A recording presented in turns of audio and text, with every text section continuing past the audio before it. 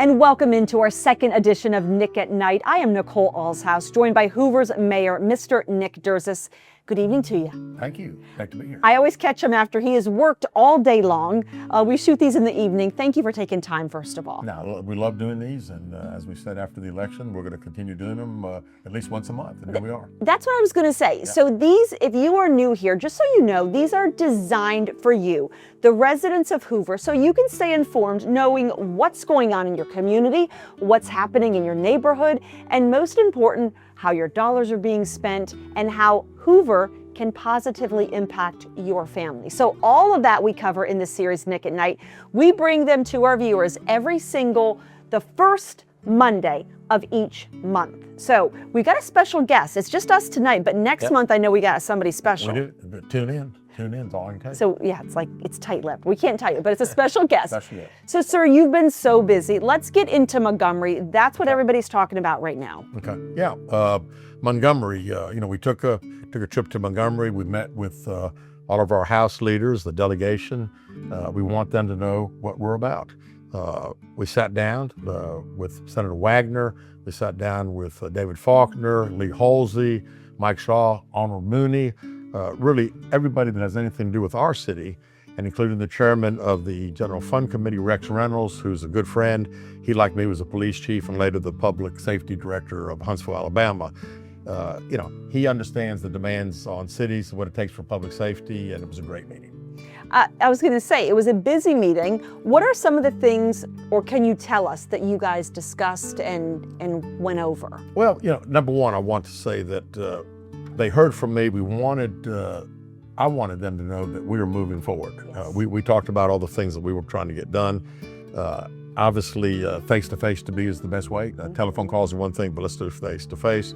The council's been down there a couple times. They were actually down there last week. And to me, it's all about showing our state government that our city government is working, and we're coming to meet with you. And the reception, I hear, was phenomenal. It was really good, really good. And I think what we try to do is give them a better understanding of the direction that we're trying to take our city. They know that we're serious. We appreciate what they do for Hoover. And we know that we've got to have them in our corner to get things done. Well, speaking of getting things done, let's talk about the capital budget. Thoughts on that? What can we dive into with that? Well, it's something that we need to talk about. The council just approved a $15 million capital budget for the fiscal year, and it's a big deal. For years, and I'm talking about the city of Hoover, for years has not been making the kind of investments that it needs to make in infrastructure. Roads, fire trucks, stormwater, equipment, roofs, the things that keep our city running. And when you don't invest in those things, we've said all along, they get worse, and that's what's happened. We did an assessment with inputs from every department head in the city, and we discovered the city, we lack about $150 million in deferred capital needs. And that's a gap. It's not a wish list. It's something that we're going to have to address. It's something that we are, and we realize you cannot kick the can down the road for too long. Well, when you think about that, $150 million, that's a big number. Well, it is a big number, and I'm not going to sugarcoat it. It's something that didn't happen overnight. We're not going to fix it overnight. But when we say the $15 million capital budget, put it in perspective, $150 million is equal to 2 times the money that we currently have in reserves. 1 year, we're starting, the roads need resurfacing, fire apparatus need replacing, buildings, facilities, parks, stormwater, roof maintenance. We've had Band-Aids. It's time that we need to fix them. Yeah, Band-Aids, that was one of the things that we had talked about. So many things that your list when you started office was pages and pages. I mean, it has been. A lot of mayors don't walk into that much to do, and you certainly were just thrown a lot on your plate right at the top. And $15 million, that's just the start, right? It has to be. One budget cycle doesn't fix years of neglect, and our pace will increase, and it's a call for action for our residents. So we want them to hold all of us accountable, ask questions, how are we spending your money? I keep talking about the standards of excellence, and that's what we deserve, our citizens deserve. We take that real serious. And I know you mentioned being aggressive. That really applies to funding as well, right? Yeah, absolutely. And it's something that I really want people here to understand. We're not just talking about spending money. we're leveraging every resource that we can so we can stretch our dollars further. The council just voted to accept a $1.1 million ADECA grant fund. Those funds would have been lost at the end of this year had we not acted, gone. And we're using these funds to help the Hoover East project to address some real electrical infrastructure issues out there. We've also just completed an application with ALDOT to help us with road paving. That's about $350,000 that would come back to us. We don't know if it's going to get funded or not, but the point is that we applied, we're at the table.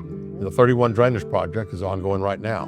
And that's the mindset. We're not looking at our own budget and saying, this is what all we've got. We're going after every dollar, every grant, every partnership that can help us tackle the backlog faster. That's how we get close to a $150 million gap, and we get it from every angle. Well, and let's switch gears, because a lot of people are still talking about the Galleria. That's something that you and I talked about on the campaign trail.